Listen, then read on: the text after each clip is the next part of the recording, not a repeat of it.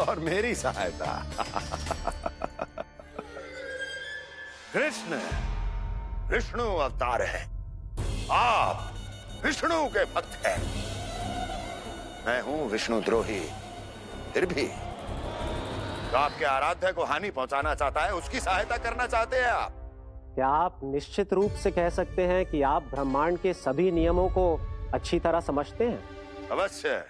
आपके लिए बस इतना ही जानना पर्याप्त होगा कि मैं जो कुछ भी कर रहा हूं उसके लिए मेरे व्यक्तिगत कारण हैं।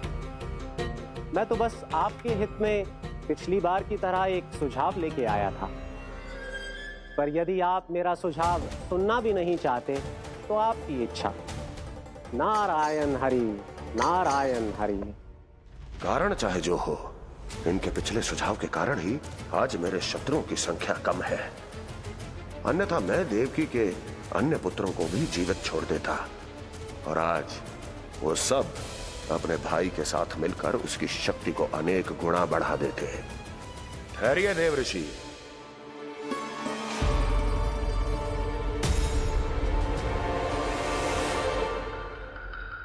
बताइए, क्या सुझाव है आपके पास?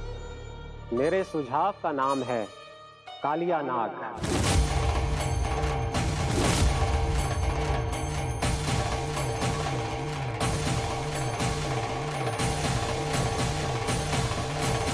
उसके विषय में मैं जानता हूं देवर्षि।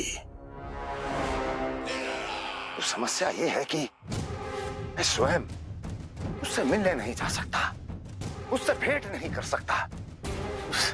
उस कृष्ण की हत्या के लिए उसको वृंदावन जाने के लिए तैयार नहीं कर सकता। तो मत जाइए उसके सामने, और ना उसे भेजिए कृष्ण के सामने। हर बार आप किसी न किसी असुर को अपने शत्रु के क्षेत्र में भेजते हैं, जहां शत्रु उसका सामना करने के लिए पूरी तरह से तैयार होता है और आपका असुर मारा जाता है। इस बार शत्रु को युद्ध स्थल चुनने का अवसर मत दीजिए महाराज।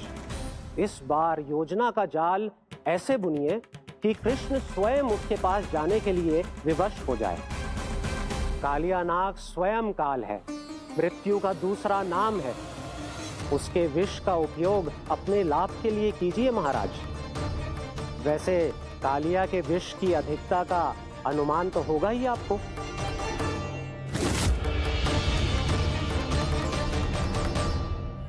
एक बार जो उसके क्षेत्र में पहुंच गया, फिर उसके विष से बचना असंभव है। उचित सुझाव है देवर्षि, उचित सुझाव है।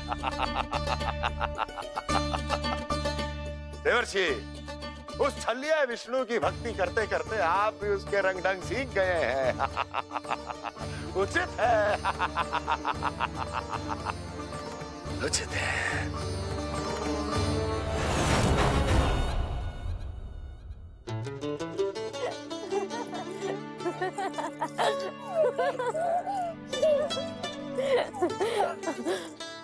बस बस, बहुत आनंद ले लियो लला।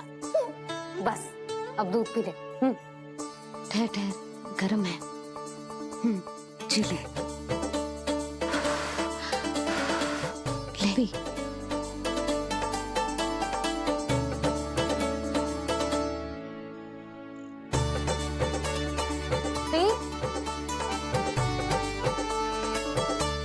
मैं ना होती तो ना जाने क्या होता तेरा। अपने आप दूध भी ना पी सकते है, भावला कहीं का। आपकी इस प्रेम के लिए तो मैं धरती पे आया हूँ मैया। मैं भी यही सोच रहा हूँ यशोदा, कि तुम ना होती तो मेरा क्या होता। इसी बात पे थोड़ा दूध और कजू खाने को दे दो। अरे मैं तो भूल ही गई। तनिक ठहर जाओ जी, दूध पी लेना तो आपके लिए भी कछु ले आती।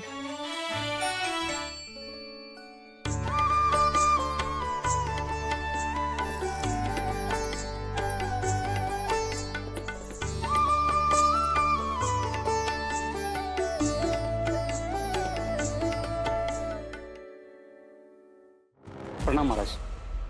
आपकी आज्ञा के अनुसार बिल्कुल वैसा ही पत्र तैयार किया है जैसा आप चाहते थे।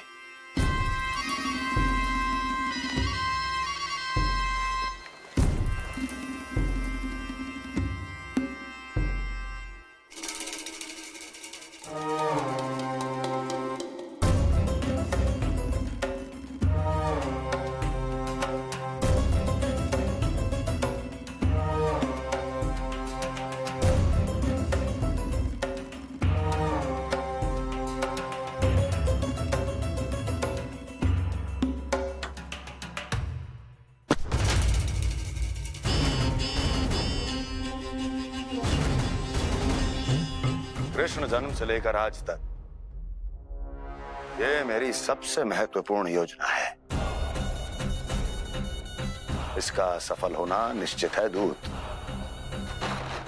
किंतु केवल वही करना जैसा मैंने कहा है।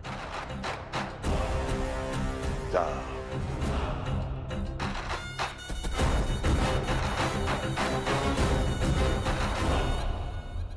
कान्हा,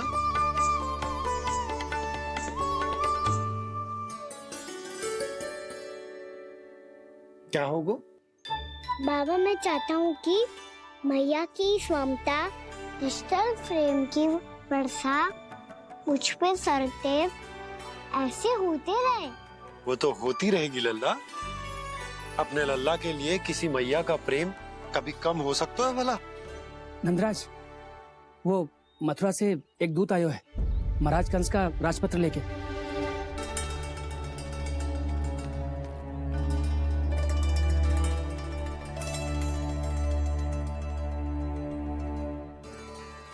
कान्हा, अब क्या करने वाला है?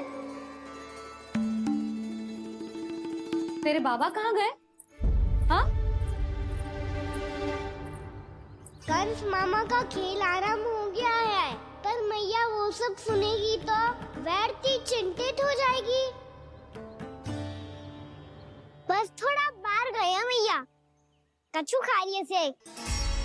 बाहर इस समय? मैया, क्या होगा? मैया देखो ना, पीठ पे कछु हो रहा है। मेरा हाथ ना पहुंचो, आप करो ना। दिखा यहाँ। क्षमा करना मैया, पर अभी बाबा को ही संभालने दो ये सब। कहिए, क्या संदेश लाए हैं आप? नहीं नंदराज, नहीं। महाराज कंस का आदेश है कि ये संदेश सभी गांव वालों के साथ ही पढ़ा जाए। ठीक है, मैं गांव वालों के सामने पढ़ दूंगा, पर मुझे तो दीजिए पढ़ने के लिए। महाराज की आज्ञा का पालन करना आपके लिए भी आवश्यक है नंदराज। सभी गांव वासियों की सभा बुलाइए। बंसी, सभी गांव वालों की सभा बुलाओ। राजपत्र में ऐसा क्या संदेश भेजो है कंस ने? अब मेरे पत्र को पढ़कर सब भौचक के रह जाएंगे। और वो कृष्ण, उस कृष्ण के पांव के नीचे से तो भूमि खिसक जाएगी, आकाश फट पड़ेगा, बिजलियां गिर जाएंगी। प्राप्ति, ओ प्राप्ति, कंस का पत्र। स्वयं को बहुत अधिक शक्तिशाली समझता है ना वो। अब देखता हूं कैसे वो इस महासंकट का सामना करता है।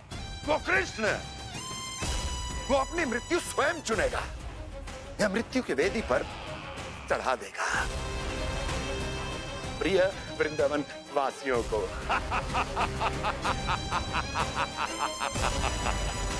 अब आएगा आनंद प्राप्ति, अब आएगा आनंद। सबको इकट्ठा करवा के ही पढ़वाएगो।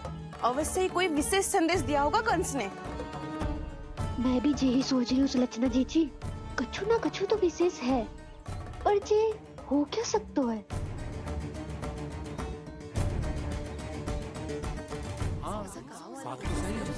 ऐसा क्या हो सकता है? सभी गांव वासियों के सामने कहा जाए, कछु तो विशेष अवश्य लग रहा है। बाहर तक कोलाहल क्यों हो रहा है? मैया, मैया, अब क्या होगा? मैया देखो ना, सर पे कछु हो रहा है। लल्ला, नारायण ने तुझे हाथ दिए हैं ना? पीठ की बात अन्य थी। अपने सिर की सेवा स्वयं कर। सर पे तो हाथ पहुंच रहा है ना?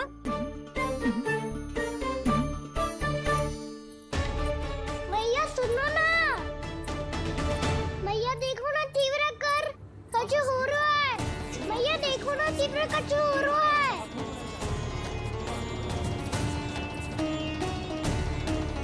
सब लोग आ चुके हैं, अपना संदेश सुनाइए आप। गोपराज नंद और सभी वृंदावन वासियों को सूचित किया जाता है कि मथुरा अधिपति और आप सभी के महाराज कंस ने कल सुबह भव्य पूजा का आयोजन किया है। इसके लिए राज्य को वृंदावन के क्षेत्र के निकट यमुना नदी के मध्य में खिलने वाले 1 कोटि कमल के पुष्पों की आवश्यकता है। इसीलिए आप सभी को यह आदेश दिया जाता है कि ये सभी कमल के पुष्प प्रथम पहर से पहले राजसभा में पहुंचा दिए जाए। इतने सारे वो भी प्रथम पहर से पहले कैसे हो सकते हैं? यदि आप ऐसा करने में असफल रहे तो इसे राज आज्ञा का उल्लंघन माना जाएगा और राजद्रोह के आरोप में आप सभी को कड़े से कड़ा दंड दिया जाएगा। स्मरण रहे, यदि कल की पूजा में इन 1 कोटि कमल के पुष्पों का ना पहुंचने के कारण कोई व्यवधान आया तो समस्त वृंदावन वासियों को दोषी माना जाएगा और पूरे गांव को निवासियों सहित धूल में मिला दिया जाएगा। कल प्रथम पहर तक का ही समय है आप सबके पास।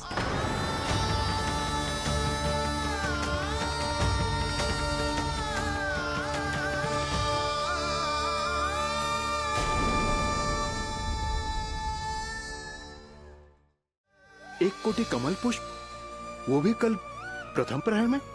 ऐसे कैसे संभव है? और कोई साधारण पुष्प ना, यमुना नदी के मध्य खिलने वाले विशेष कमल के फूल चाहिए उन्हें। लेकिन यमुना नदी में तो कालिया नाग ने विष घोल के रखा है, तो फिर कैसे हो पाएगा? यह संभव है। हमारी मृत्यु का संदेश भेजा राजा कंस ने। सदैव की भांति इस समस्या पर भी गांव के बड़े ही विचार करेंगे।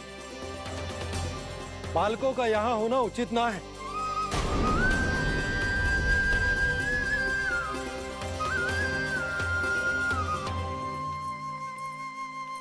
लल्ला, ले जिगेंद ले, जा अपने सखाओं के साथ खेल।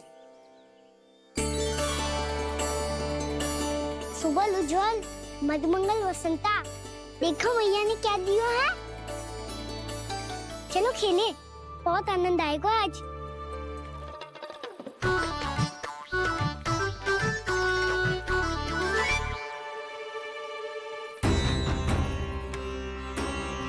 भानु, बंसी, जाओ और शीघ्र ही वो घेरे का कार्य समाप्त करो।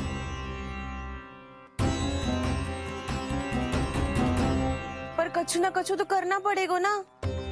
पर हम कर ही क्या सकते हैं? पुष्प लाने को और कोई उपाय है भी तो ना।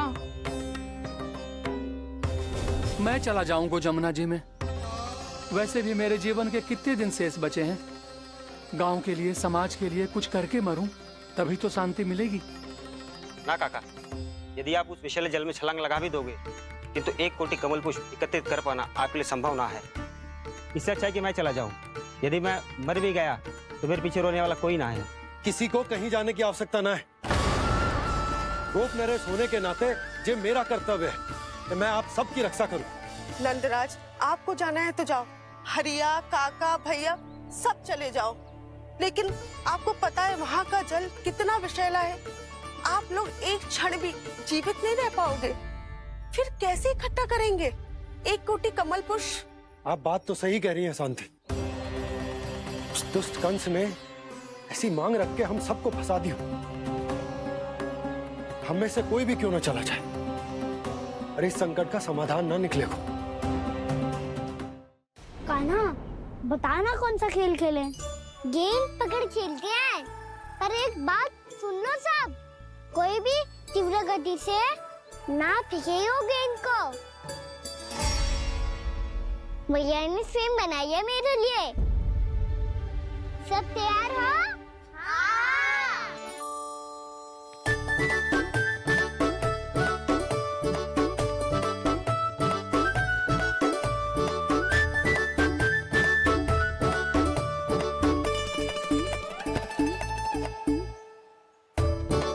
मुझे दो।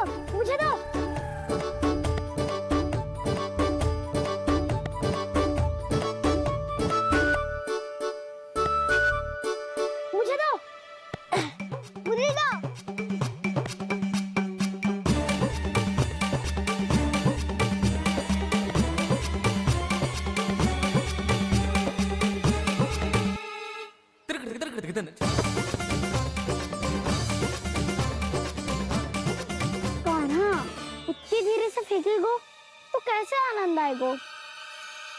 थोड़ा बल लगा के फेंक। हाँ कान्हा, हम अभी बड़े हो गए हैं, तू अब भी छोटे बालकों की तरह फेंक रहा है।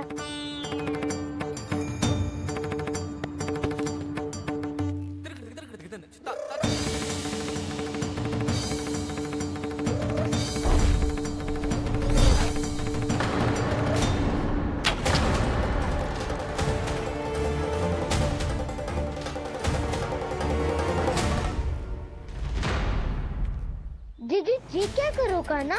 गेंद तो डूब गई।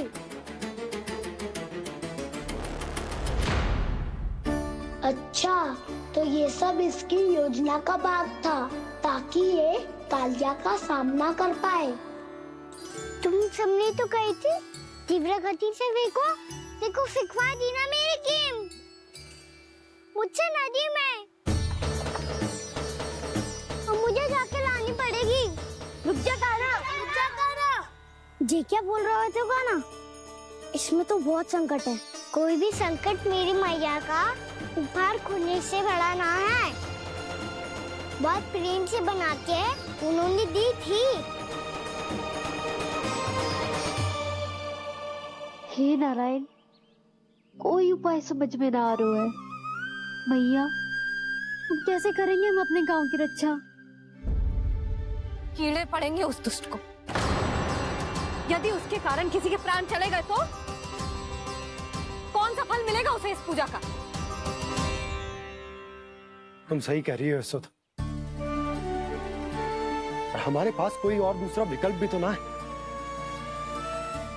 यदि हमने मथुरा की राज आज्ञा का पालन ना किया तो इसका दुष्परिणाम पूरे गांव को भुगतना पड़ेगा।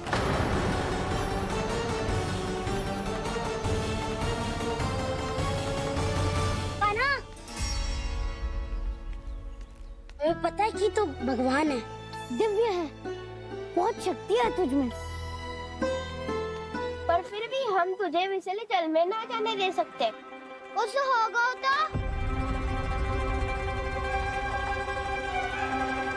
तुम सब इतनी हट कर रहे हो तो ठीक है, ना जाऊंगा।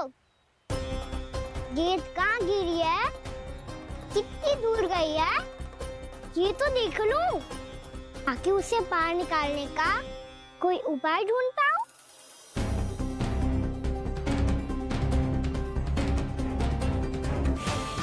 हाँ।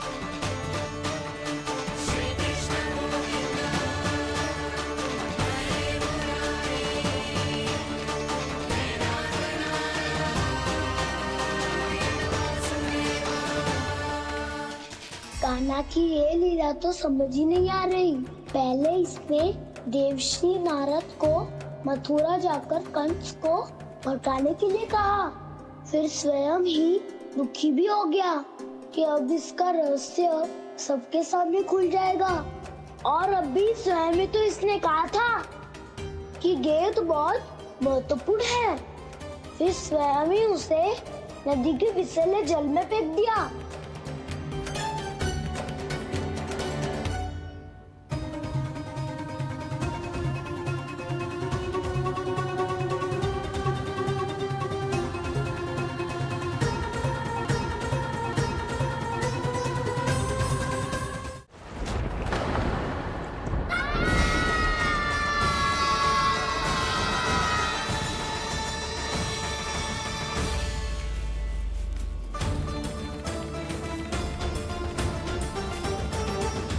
कालिया नाग के क्षेत्र में जाकर कोई भी जीवित वापस ना लौट सको।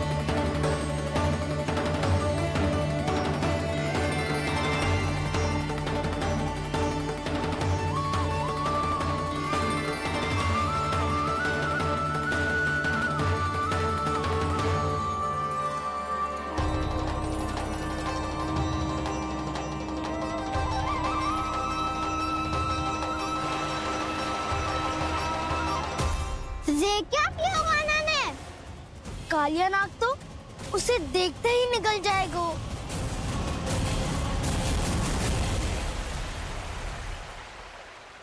तो आरंभ से अब तक सब कुछ उसकी लीला का ही भाग था।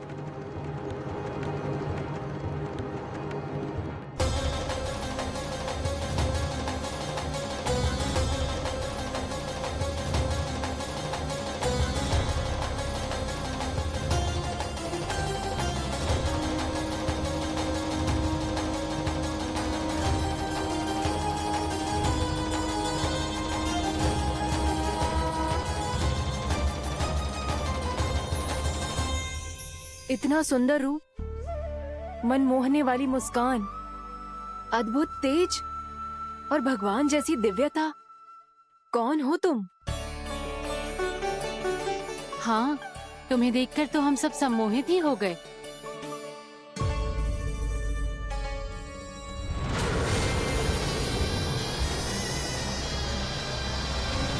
तुम जो भी हो बालक, वापस लौट जाओ। हमारा हृदय तुम्हें ही देखते रहना चाहता है, किंतु यदि हमारे पति जाग गए तो तुम्हें अवश्य हानि पहुंचाएंगे। ये बहुत विषैले है बालक, कालकोट जैसे भयानक। इनके विष से तुम नहीं बच सकोगे। नंदराज, कालिया नाग के विष का प्रभाव बढ़ते ही जा रहा है। पहले 8 कोस तक उसके विष का प्रभाव था, अब तो 1 योजन से अधिक क्षेत्र में फैलो है। जल पीने के प्रयास से अनेक पशु मारे गए हैं और नदी के निकट के वृक्ष और वनस्पति सब नष्ट होने लगे।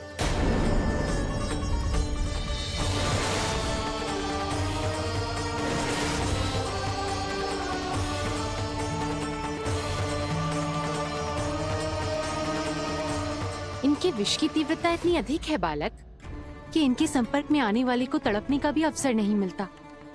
इनके विष की अग्नि क्षण भर से भी कम समय में प्राण वायु को जलाकर राख कर देती है।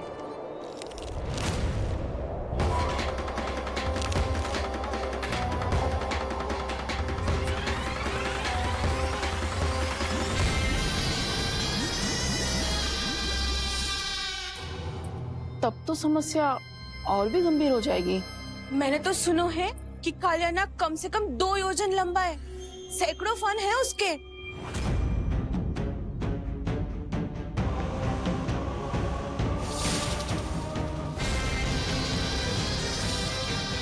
इसका अर्थ तो ये है कि हम दोनों ओर से फंस गए। एक और कंस को 1 कोटि कमल पुष्प देने जो कि कालिया नाग के क्षेत्र में पड़ते हैं, और दूसरी ओर उस कालिया नाग का विष यमुना जी के क्षेत्र में बढ़ता ही जा रहा। इसके कारण हम ही नहीं, निर्दोष पशु पक्षी भी संकट में। इन दोनों समस्याओं का एक ही समाधान है, उस कालिया नाग का सामना करना। और ये ना समझ आ रहा कि हम ये करेंगे कैसे, क्योंकि ये बात साधारण मनुष्य के बस की ना है। हमारे लिए ये असंभव है।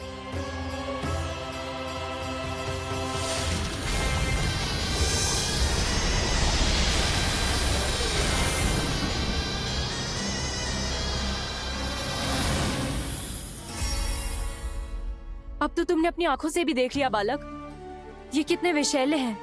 नींद में भी विष उगलते हैं। इससे पहले कि तुम्हें कुछ हो जाए, चले जाओ यहाँ से, मान लो हमारी बात। आप सब मुझे जानती भी नहीं और फिर भी मेरी इतनी चिंता कर रही हैं आप। माँ की ममता भेदभाव नहीं जानती। तुम भी किसी के पुत्र हो और हम सब भी माँ हैं। एक माँ को हर बालक में अपनी ही संतान दिखाई देती है, इसलिए हम तुमसे विनती करते हैं, वापस चले जाओ, बचा लो अपने प्राण। मेरी चिंता मत कीजिए, मुझे कुछ नहीं होगा। होगा, अनर्थ होगा यदि ये उठ गए तो।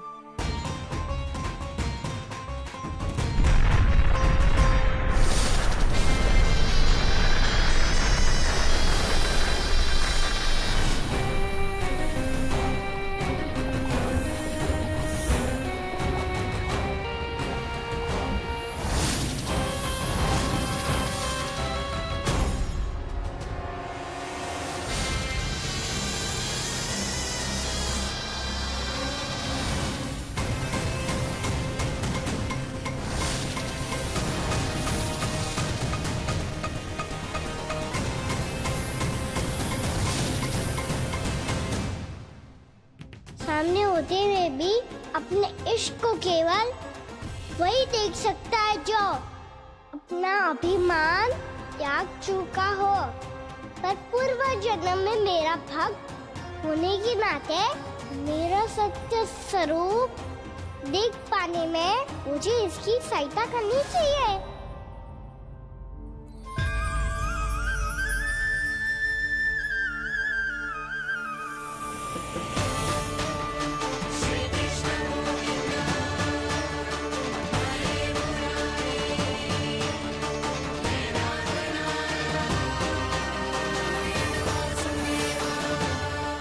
देखो हमारा छोटा सा कान्हा कैसे डट के खड़ा हुआ है, इतने विशालकाय, इतने महाभयंकर सबके सामने।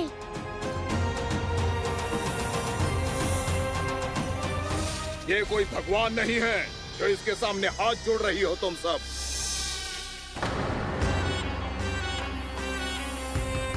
एक सामान्य साधारण बालक है ये, जो ये तक नहीं जानता कि इसके सामने है इसका काल, कालिया। तू कौन है बालक? मेरे इतने निकट आकर भी तू जीवित कैसे है? मेरी नहीं, अपनी चिंता करो कालिया। बहुत मनमानी कर ली तुमने। अब बस मैं तुम्हें रोकना हूँ। अब बस मैं तुम्हें रोकना हूँ। मैं तुम्हें रोकना हूँ। बित्ते भर का है तू, मेरे विष के बारे में जानता ही क्या है? और कहता है मुझे रोकने आया है। किससे? किससे रोकना चाहता है तू मुझे? मुझे क्रोध दिलाने की भूल मत कर बालक। अपनी फुंकार से ही तेरी इस मुस्कुराहट को अंतिम मुस्कुराहट बना सकता हूँ मैं। शीघ्र बता, कौन है तू और किसने भेजा है तुझे? तुम्हें आवाज भी है कि अपनी पुकारों से तुम कितना विष भूल चुके हो। पवित्र यमुना नदी को कितना दूषित कर दिया तुमने। और यही नहीं, तुम्हारे कारण निकट के जीव जंतुओं, वृक्ष, वनस्पतियों सबको हानि पहुंच रही है। तो क्या? मुझे उससे क्या? मुझे है आपत्ति है मुझे तुम्हारे इस व्यवहार से, और इसीलिए तुम्हें यहाँ से जाना होगा, यहाँ से जाना होगा।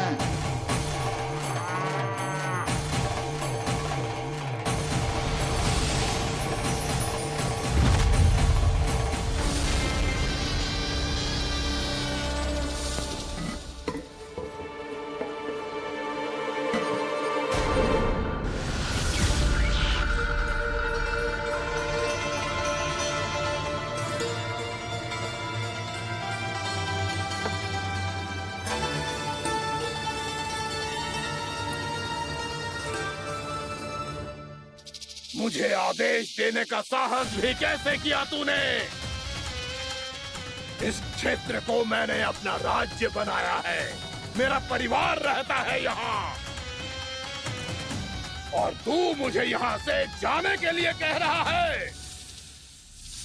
हाँ, क्योंकि तुम्हारे यहाँ रहने के कारण अन्य जीवों को हानि हो रही है, और मैं ऐसा नहीं होने दे सकता।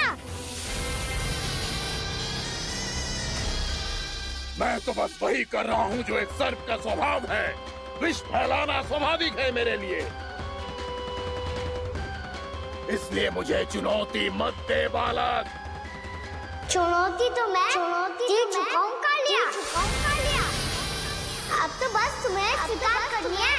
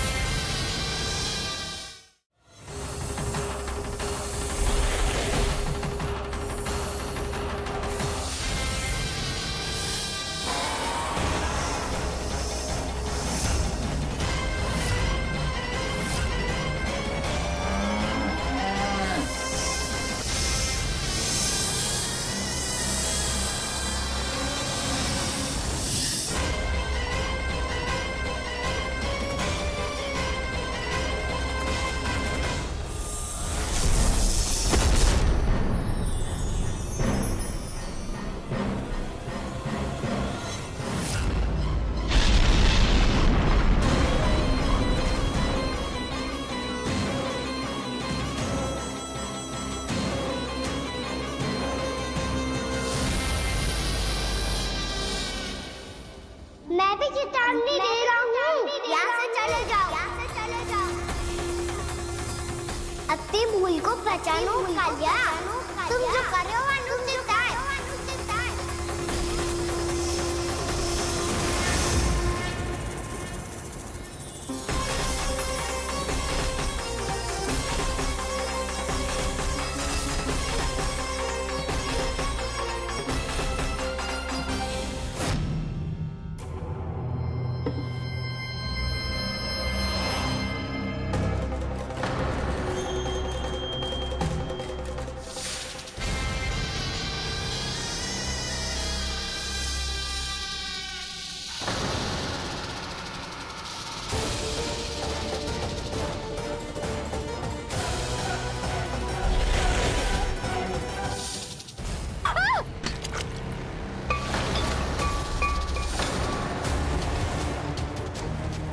अब मैं आता हूँ।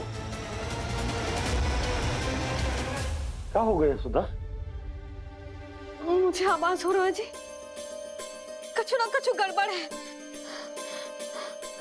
यशोदा, जो समस्या हमारे सामने है, हम सभी उसका समाधान खोजने में जुटे। तुम विश्वास करो, मैं कोई ना कोई समाधान अवश्य ढूंढ लूंगा। हम कैसे भी करके वो कमल के पुष्प उस कंस तक पहुंचा देंगे। नाना, समस्या उससे कहीं अधिक है, उससे कहीं अधिक बड़ी, उससे कहीं अधिक भयानक है।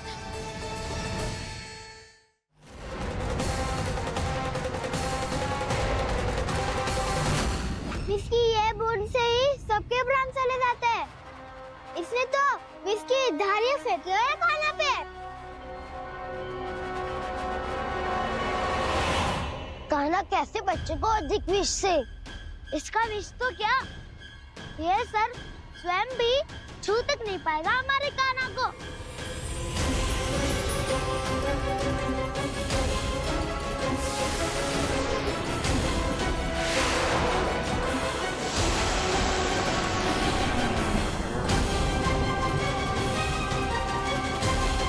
तुम्हारे सखा को, मेरे भाई को कोई हानि नहीं पहुंचा पाएगा। ये कान्हा का सत्य चाहे जो हो बलराम, पर अभी तो जो एक बालक ही है ना।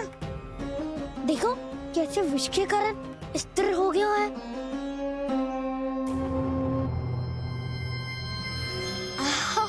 हाउ सर्फ ने कितनी आसानी से अपनी पूंछ से बांध लिया है। मुझे यहाँ से भगाना चाहता था ना तू? अब मैं तुझे दिखाऊंगा अपना सामर्थ्य। ये मूर्ख किसे बांधना चाहता है अपनी पूंछ में? उन्हें जिनका विस्तार सारे ब्रह्मांड में है, या उन्हें जो स्वयं अनंत है? पर देवराज, प्रभु ऐसा करने ही क्यों दे रहे हैं कालिया को? आप सब भूल रहे हैं देवगण, कालिया पूर्व जन्म में प्रभु का बहुत बड़ा भक्त था। उसी भक्ति का फल मिल रहा है अब इसे। वैसे भी भक्तों के मन का भाव सबल हो तो भगवान तो सहज ही बंध जाते हैं।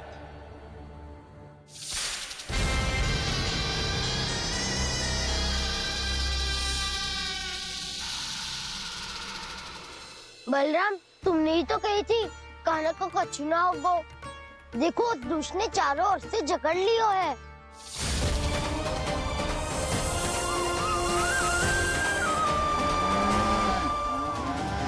ये क्या कह रही हो तुम? सुधा जी, क्या हुआ? घबरा क्यों रही हो आप?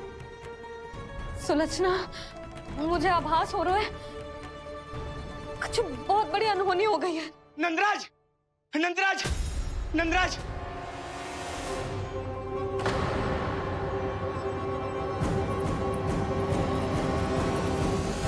नंदराज, कान्हा ने जमदग्नि नदी में छलांग लगा दी है। कान्हा ने जमदग्नि नदी में छलांग लगा दी है। कान्हा ने जमदग्नि नदी में छलांग लगा दी है। कान्हा जमुना में कूद गया है। मुझे लगा था आज कछु गड़बड़ होने वाली है। मुझे आज कान्हा को ना जाने देना चाहिए था।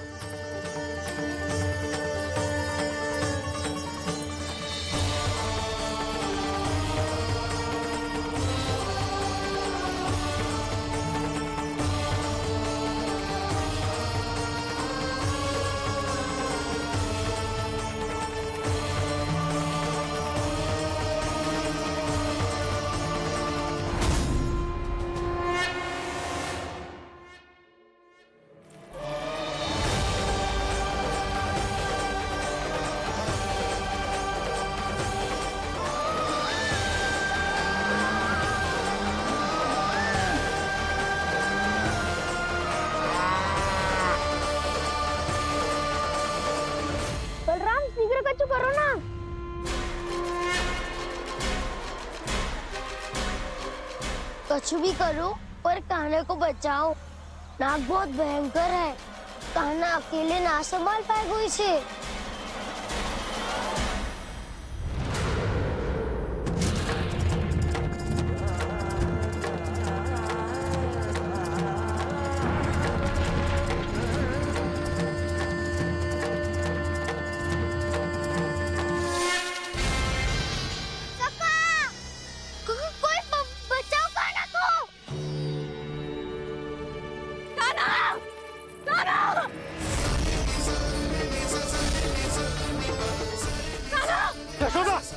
यशोदा रुको। छोड़ दो मुझे, छोड़ दो मुझे। जीजी संभालो, बावली हो गई है। जीजी संभालो।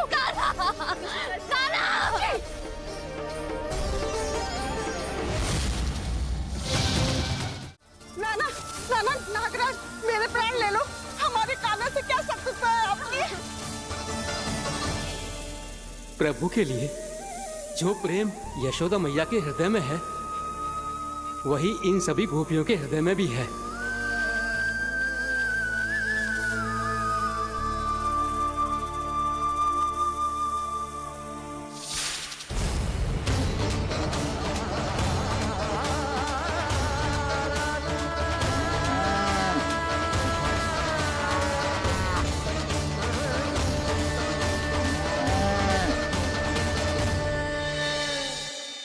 यशोदा, यशोदा,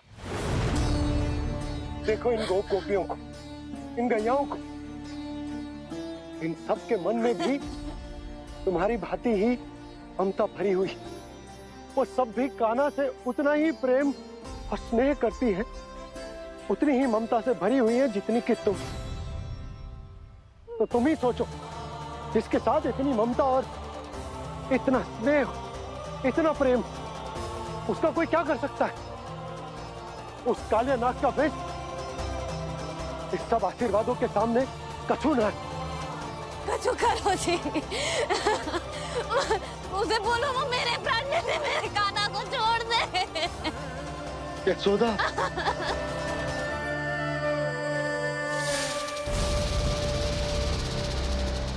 केवल इन्हीं में नहीं देवराज, नाग पत्नियों के हृदय में भी ममता का वही प्रेम उमड़ रहा है। देखिए। मैं आपके हाथ जोड़ती हूँ स्वामी, इस बालक को छोड़ दीजिए। ये अवश्य ही कोई दिव्य आत्मा है स्वामी। हम आपसे विनती करते हैं स्वामी, इस नन्हे बालक को हानि मत पहुंचाइए स्वामी। मेरी पत्नियां मेरे ही शत्रु के लिए विनती कर रही हैं। अब यदि इसके पक्ष में एक शब्द भी कहा तुम सबने, तो मैं इस बालक से पहले तुम सबके प्राण ले लूंगा। हो रहा प्रसन्न नाग कालिया, विजय को निश्चित जान। रोते बिलखते व्याकुल सब, संकट में देख कान्हा के प्राण।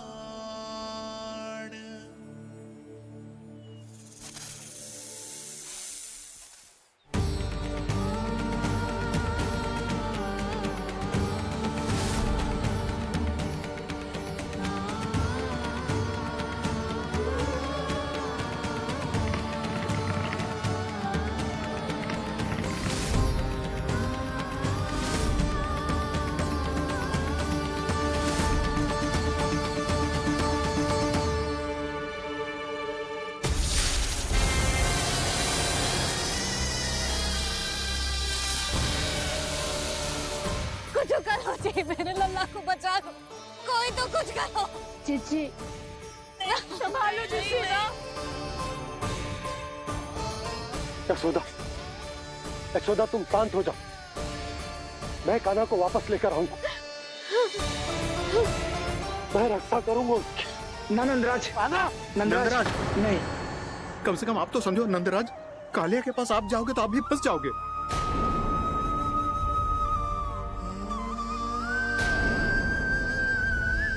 बलराम, तेरा भाई इतनी भीषण संकट में है और तुझे जरा भी दुख ना हो रहा? क्या आप सब अब तक नहीं समझ पाए कि कान्हा सच में कौन है? छोटे बाबा, आप तो उसका सत्य जानते हैं ना?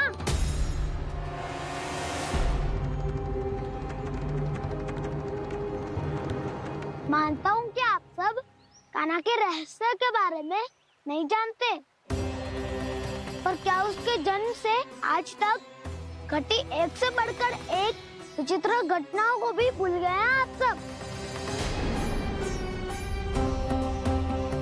भूल गए हैं कि कैसी पूतना जैसी राक्षसी उसका कुछ बिगाड़ नहीं पाई, कैसे तरनावती जैसा भयानक राक्षस उसे एक खरोच भी नहीं दे पाया था।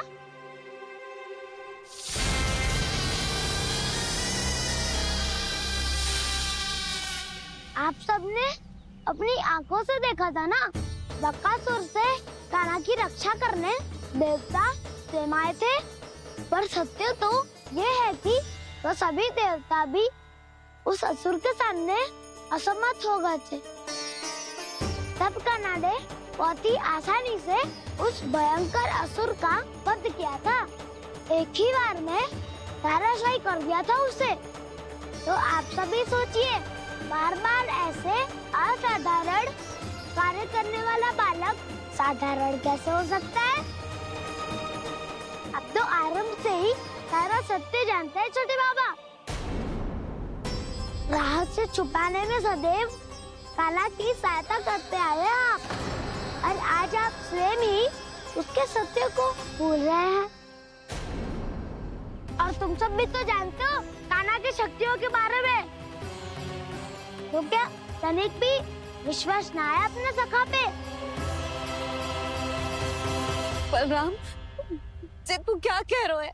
मैंने जो कहा उसका एक एक सत्य है छोटी माँ। यदि प्रभु की इच्छा हुई तभी कुछ ही क्षणों में सब कुछ अपनी आंखों से स्वयं अनुभव कर लेंगे आप।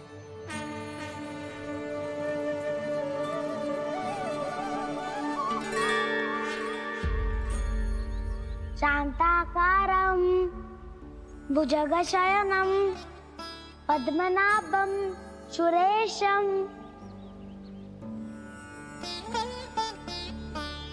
विश्वाधारं गगनसदृशं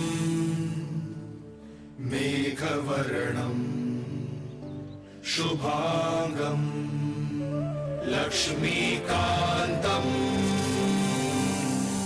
कमलनयनं योगी वीरध्यानगम्यम् वन्दे विष्णुं भवभयहरं सर्वलोकैकनाथम्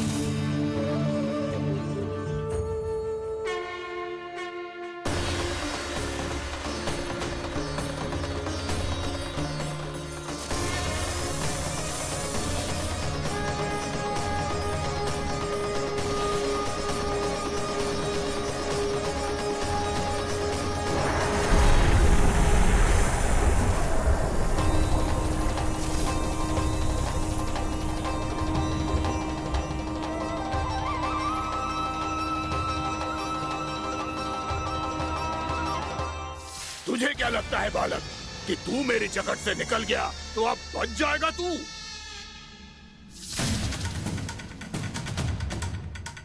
मेरे विष से अपनी प्राण रक्षा करने में सफल रहा, मेरी जगत से भी छूट गया, पर मेरे दंश से नहीं बच पाएगा।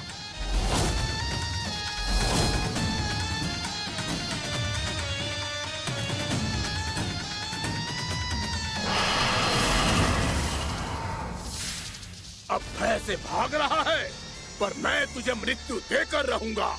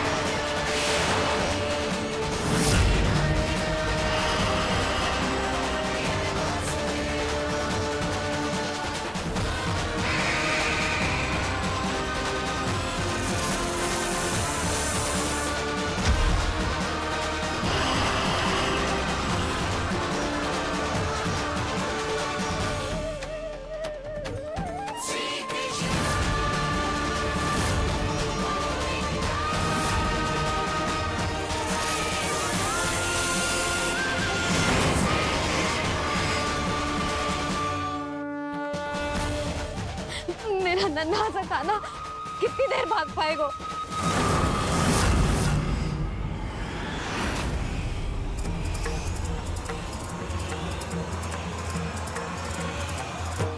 और कितनी प्रतीक्षा करोगे मेरी भक्त कालिया? भक्त नहीं, काल हूँ मैं तेरा। जब अहंकार का मुकुट बुद्धि को ढक लेता है तो भक्त अपने भगवान को भी नहीं पहचान पाता। व्यर्थ की पहेली में मत उलझा बालक। ना मैं भक्त हूँ और ना तू भगवान।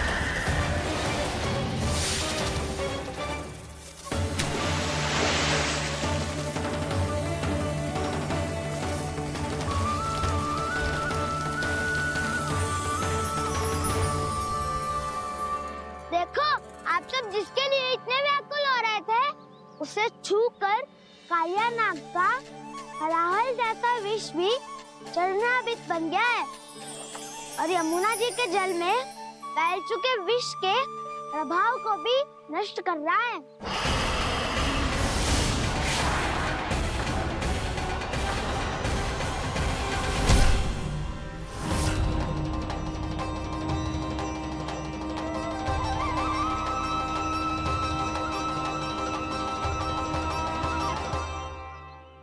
धर्म रक्षक अधर्म विनाशक प्रभु श्री कृष्ण का कौशल सचमुच अद्वितीय है।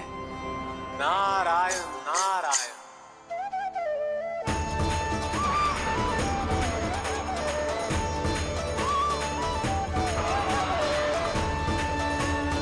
मेरा भार तुम्हारे भीतर के अहंकार का प्रतीक है कालिया। अब तुम्हारा अहंकार, तुम्हारा अदपान मेरे पाँव के नीचे है और तुम्हारी पूंछ अर्थात तुम्हारे प्राण मेरे हाथ में। अब तुम क्या करोगे भक्त?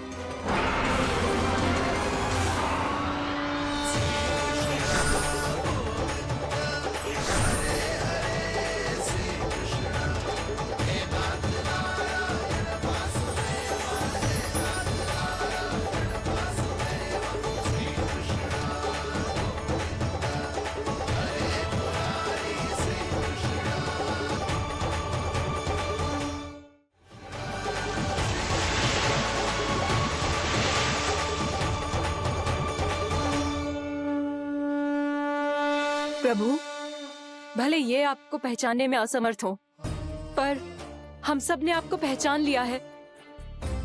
हाँ प्रभु, एक भक्त होने के नाते और एक अर्धांगिनी और माँ होने के नाते मैं आपसे इनके प्राणों की भिक्षा मांगती हूँ। अपनी कृपा दिखाइए और इन्हें क्षमा कर दीजिए। आपके लिए मित्र और शत्रु में कोई अंतर नहीं प्रभु। उसी तरह आपकी कृपा और दंड में भी कोई अंतर नहीं। दोनों दया ही तो है, अकारण ही किसी को प्राप्त नहीं होती। हमें विश्वास है कि हमारे पति को मिला ये दंड कोई अभिशाप नहीं है, आपका वरदान है। ये सत्य है प्रभु कि इनसे बहुत से पाप हुए हैं। इनके विष से बहुत सारे जीव जंतु को हानि पहुंची है, पर अब आपके चरण इनके शीश पर पड़ गए हैं। ऐसी कृपा तो बड़े बड़े महान महात्माओं को भी दुर्लभ है, और इन्हें प्राप्त हुआ तो अवश्य ही ये किसी महान पुण्य का ही फल है। हे प्रभु, उन्हीं पुण्य कर्मों की शक्ति का आह्वान कर मैं आपसे विनती करती हूँ, इन्हें प्राण दान दीजिए। मैं अपने इस भक्त को क्षमा अवश्य करूंगा देवियों, यदि ये अपने अहंकार को त्याग कर मुझे पहचान ले तो।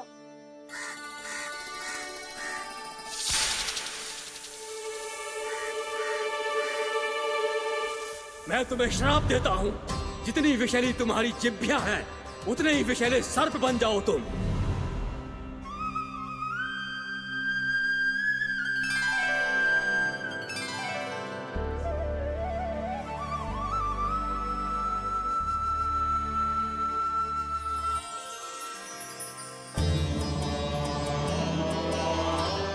नारायण, मुझे क्षमा कीजिए नारायण। मैं तो आपका परम भक्त था, किंतु मैं आपको पहचान नहीं सका। इसका दंड तो मुझे मिलना ही था, किंतु मैं अब प्रायश्चित करना चाहता हूं। इसके लिए यदि आप मेरे प्राण भी ले लेंगे तो भी मुझे कोई दुख नहीं होगा। मैं अपना जीवन, मृत्यु और अपना अस्तित्व सब कुछ आपको समर्पित करता हूं। तुम्हें तुम्हारे क्रोध के कारण श्राप मिला, जिसे विशाल सर्प के रूप में तुम्हारा जन्म हुआ, और सर्प का तो स्वभाव है विष फैलाना। इसीलिए तुम्हें दंड नहीं दूंगा मैं, सिर्फ सभी अपराधों का पश्चाताप कर लिया। इसीलिए मैं तुम्हें क्षमा करता हूँ कालिया।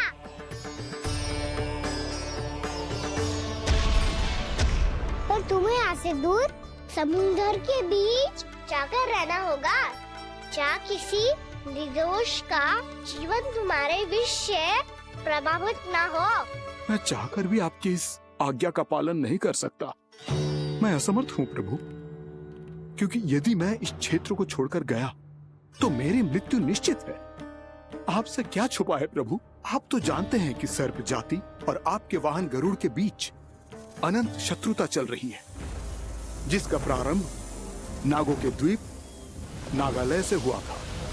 उस द्वीप पर छोटे जीवों को निगल जाने के लिए सर्प थे, और गरुड़ को सर्पों का स्वाद बहुत प्रिय था, इसलिए वो बार बार नागद्वीप जाने लगा था। पर इस कारण पूरी सर्प जाति उससे आतंकित हो गई थी। इसलिए जब भी गरुड़ वहाँ पहुँचता तो सभी सर्प छिपने लगते। जब गरुड़ को इसका आभास हुआ तो उसे बड़ा क्रोध आया, और वो उत्तेजना में भरकर सर्पों का शिकार करने लगा। भूख ना होने पर भी उन्हें मारने लगा। अब सर्पों के प्राण हरना उसके लिए खेल बन गया था। इस भीषण समस्या का समाधान ढूंढने के लिए पूरी सर्प जाति महान सर्प वासुकी के सामने इकट्ठी हुई। हे महान वासुकी, हमारी सहायता कीजिए। नागद्वीप पर गरुड़ ने आतंक मचा दिया है। पहले तो वो हमें अपना भोजन बनाता था, लेकिन अब हम उसके खेल का साधन बन चुके हैं। भूख हो या ना हो, जब तब आकर वो हमारे प्राण हर लेता है। अनुचित हिंसा के इस प्रथा का आरंभ सर्पों ने ही किया है। पहले आप सबने पूरे द्वीप पर अधिकार कर लिया, फिर आहार के साथ साथ आनंद के लिए भी आप सभी ने निर्दोष जीवों की हत्या की। और जब सृष्टि का संतुलन बनाए रखने के लिए गरुड़ आपको अपना आहार बनाने आया, तो आप सब अपने प्राणों की रक्षा के लिए छिपने लगे। तो फिर गरुड़ का उत्तेजित होना तो स्वाभाविक ही था।